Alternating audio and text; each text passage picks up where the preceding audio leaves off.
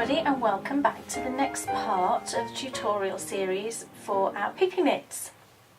Now, the stage you will be at now is that you will have completed the thumb gusset increases and you'll have 16 stitches before the marker. This is the right mitt. So we've got 16 stitches here.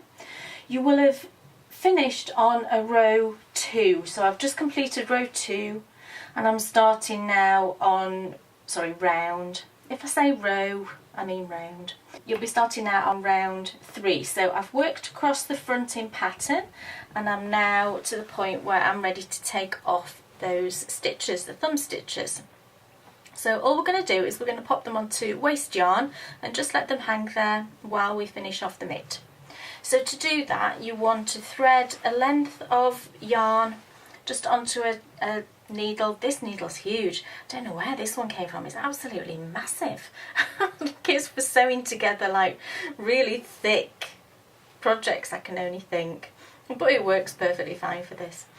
And use a yarn that's nice and smooth. This is just a cotton 4-ply yarn, and also I would say use a yarn that's thinner than your stitches on the needle. It will help when we come back to picking them up.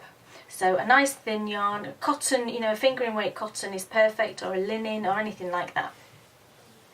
And all we're going to do is we're just going to slip them onto our tapestry needle and onto the waste yarn. So we just start at the end here and just start sliding them across. You can do a few at a time if you feel more comfortable doing that. So just slide them across and onto your waste yarn and then carry on.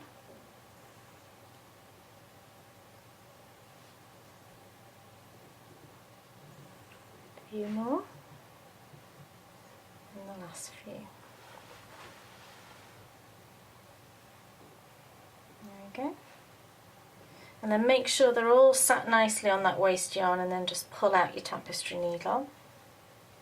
And then I tend to just leave it like this hanging, but if it makes you feel a bit more kind of secure, you can just tie your ends.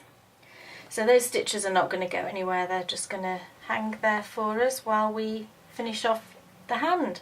So you can now remove your stitch marker, we don't need that anymore.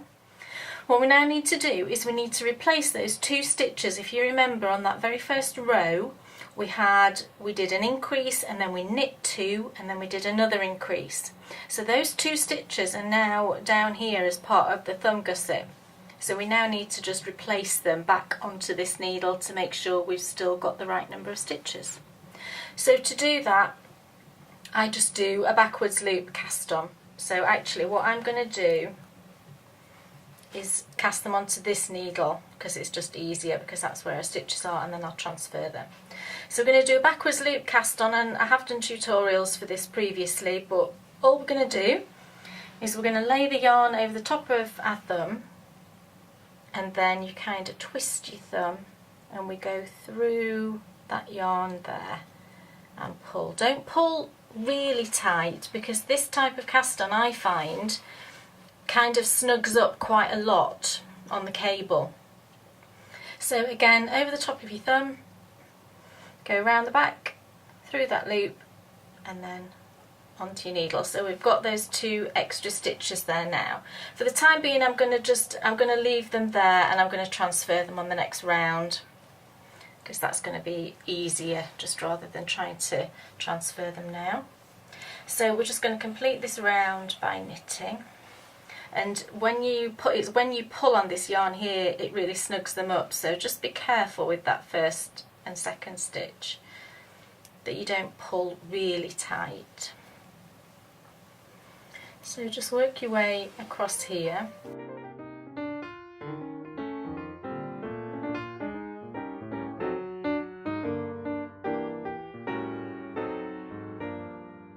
So this is completing round 3.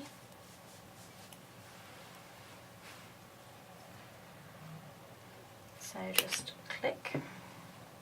I always use a clicker. I know it's only a 6-row repeat, but I just never remember. And then make sure, see those 2 stitches now there, I find that they're always quite tight, so just, you might have to do a little bit of jiggling. So I'm going to work across now, we're on round 4, so I'm going to work across, but when I get to those last 2 stitches I'll just switch them to the other side, so I'll just show you how I'm going to do that.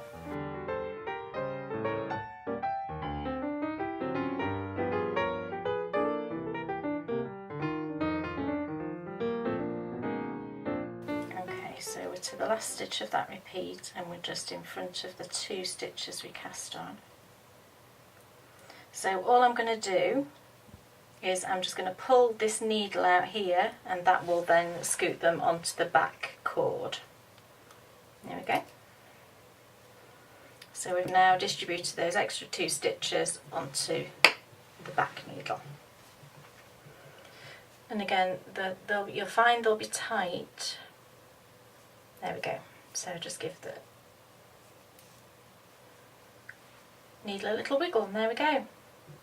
So now you can just carry on. This is just a plain knit row now. You know, you've worked all your increases, so this back needle is just always plain knit. So you can now just carry on and complete your hand.